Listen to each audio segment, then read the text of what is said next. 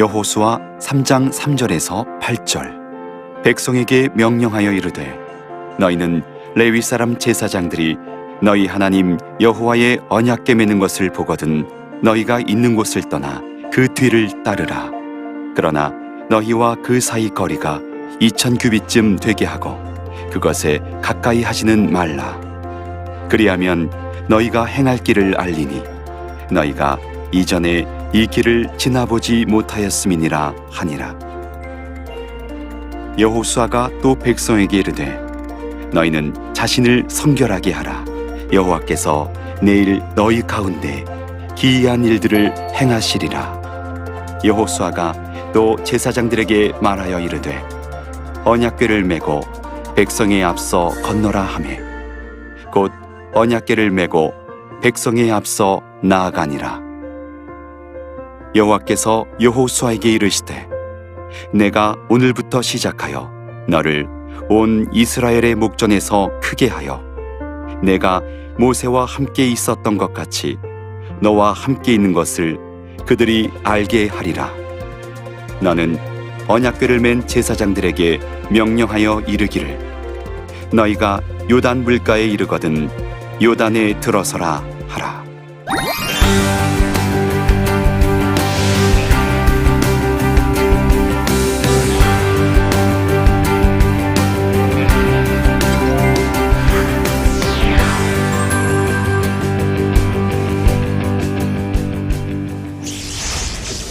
안녕하세요.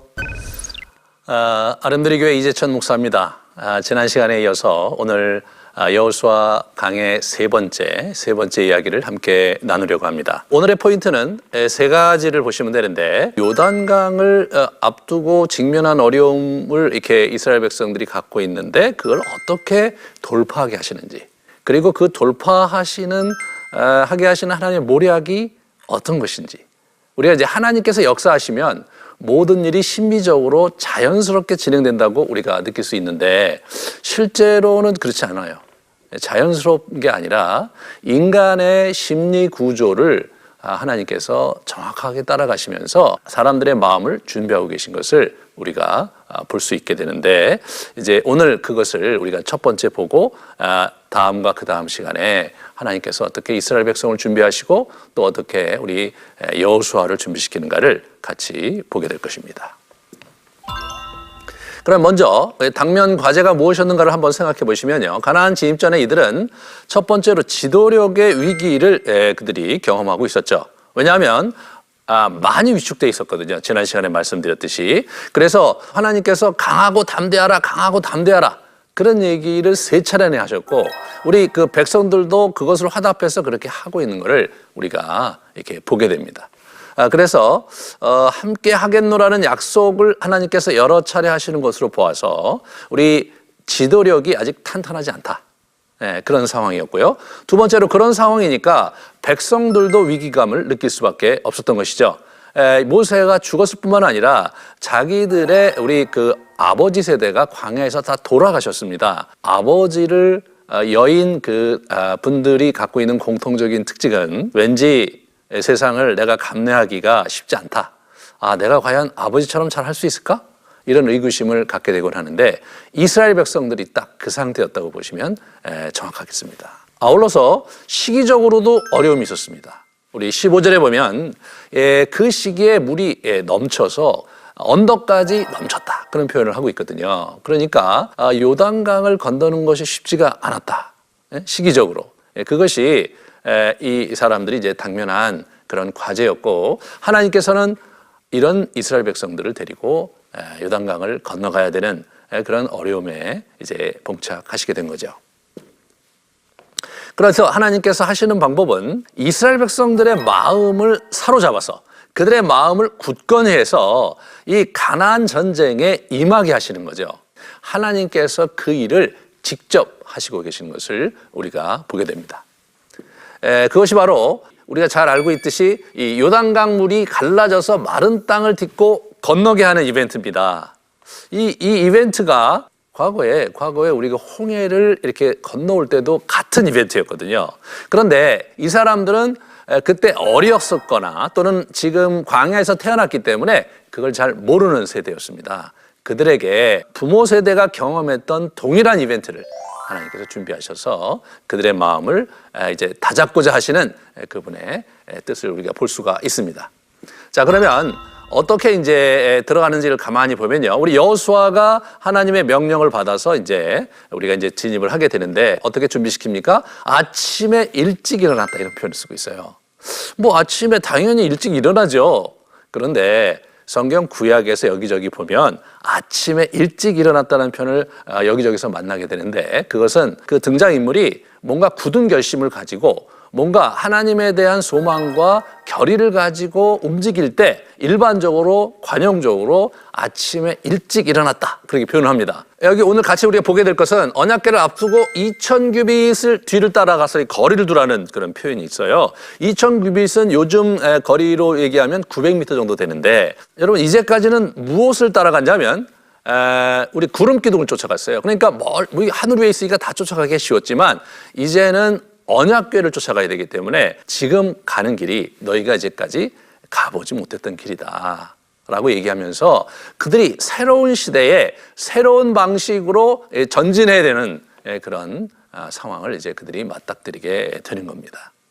여러분 멀찌감치 구름 기둥이 있다고 생각하시면 거기 앞이 사실 굉장히 그 혼란스럽고 뭔가 위험한 상황이라면 언제든지 도망갈 수 있지만 이게 900m 정도 거리밖에 안 된다면 위기 상황 속에 도망가거나 또는 대처하기가 쉽지가 않을 겁니다. 그만큼 믿음을 가지고 이제 언약궤를 쫓아가야 되는 상황 변화가 있었다는 것을 그들에게 주지시키고 있는 것을 보게 됩니다.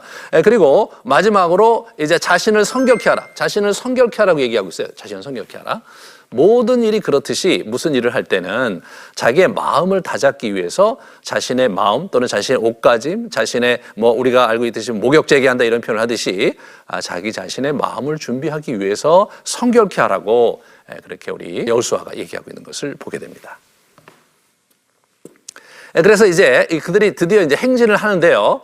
보시면 언약궤를 맨 제사장의 발바닥이 어떻게 되냐면 요단강 물에 닿으면 이게 발바닥이 요단강 물에 이렇게 딱 닿으면 이게 물이 갈라질 거라고 이렇게 얘기하시는 거죠. 물이. 그리고 이 물이 많은 시기에 이들이 건너오는 거죠. 물이 많은 시기에 그런 것을 이렇게 보게 되는데 실제로 이제 우리가 오늘 본문에서 보시면 요단강에 도착해서 3일을 일단 유숙을 시킵니다. 3일 동안 요단강 앞에 진치게 하시는데 그때 물이 그 언덕까지 가득했거든요. 만약 여러분들이 그 장소에 있었다고 생각하시면 그 강가에서 물이 그냥 철철 넘치는 강가에서 우리가 저걸 넘어가야 된다? 이렇게 이제 생각하면 얼마나 깝깝하겠어요.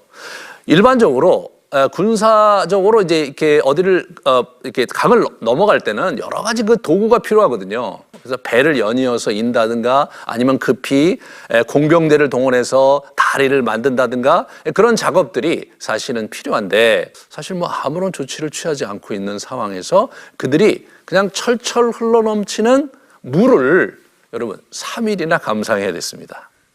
참 여러분 이게 가만히 본문을 묵상하다 보면 하나님께서 이스라엘 사람들의 마음을 어떻게 지금 다루고 계신가를 우리가 잘 볼 수가 있는데 우리가 3일 동안이나 유숙하는데 그 누구도 지금 이 다리를 놓으려고 하는 사람도 없고 배를 갖다가 이걸 어떻게 해보려고 동원하는 사람도 없고 여호수아는 도대체 이 강을 어떻게 건너려고 할 속셈이지?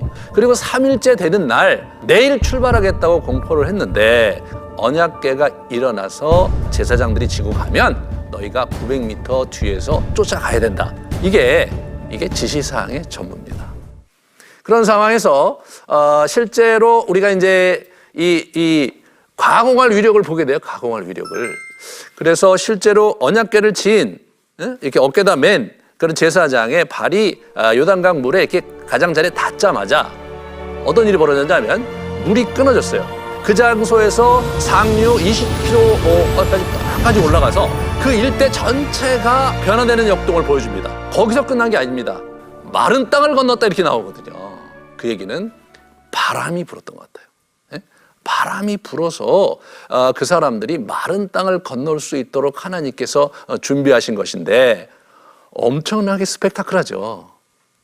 3일 동안 물을 지켜보고 또 지켜봤습니다. 아무런 변화도 없었습니다. 그리고 4일째 되는 날 물 앞에 섰습니다. 자, 저 물을 어떻게 건넌단 말인가? 도대체 무슨 도구를, 어떠한 전략을 여호수아가 갖고 있단 말인가? 그런데 여호수아는 아무런 전략을 갖고 있지 않았습니다. 여호수아가 여러분 그 전에 오늘 요단강이 이렇게 갈라지는 것이 어떻게 될 것인지에 대해서 미리 구체적인 가이드라인을 받은 적이 없어요. 여호수아는 믿음 하나로 그 자리에 있었습니다. 어떤 믿음?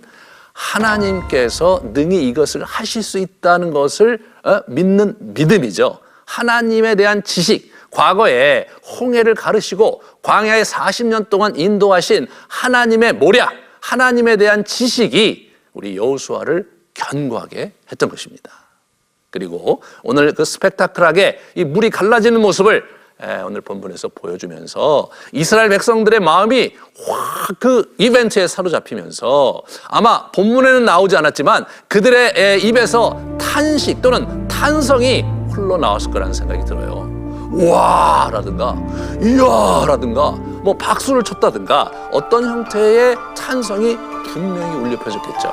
그리고 그 장면이 평생 그들을 떠나지 않았을 것입니다. 그래서 이게 오늘 보시면 이스라엘 백성이 그 다음에 어떻게 합니까? 마른 땅을 건너는 겁니다. 가운데에 언약궤를 메고 있는 제사장이 있고 그 옆을 돌아서 이 사람들이 아주 빠르게 거기를 건넙니다. 저 위쪽에는 물이 저쪽에 계속 쌓이고 있어요. 그리고 뒤에 지금 4만 명이라는 사람들이 건너니까 자기들 나름대로 빨리 건너야 되겠다고 생각을 했고 아마 입장을 바꿔놓고 생각하셔도 빨리 거기를 건너고 싶었을 것 같아요. 여기서 우리가 이 장면에서 오늘 우리가 한번 이 이벤트를 바라보는 우리 이스라엘 백성과 그리고 여호수아를 우리가 생각하면서 하나님께서 그들을 어떻게 준비하시는가 이 부분을 한번 정리를 해보도록 하겠습니다.